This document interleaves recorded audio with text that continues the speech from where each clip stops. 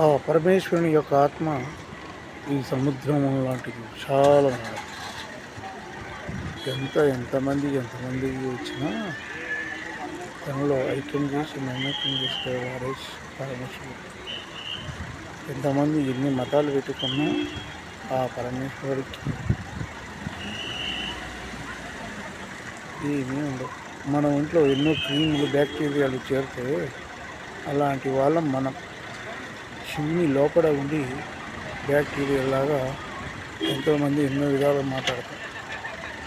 పరమశివుడు ఎప్పుడు కళ్ళు మూసుకొని ఎందుకుంటాడో మీకు తెలుసా? ఎందుకంటే ఆ పరమేశ్వరునికి లోపల ఉన్న మనం ఏం చేస్తాము అనేది చూస్తూ ఉండిపోతాడు పరజ్ఞానంగా. ఓం నమః శివాయ.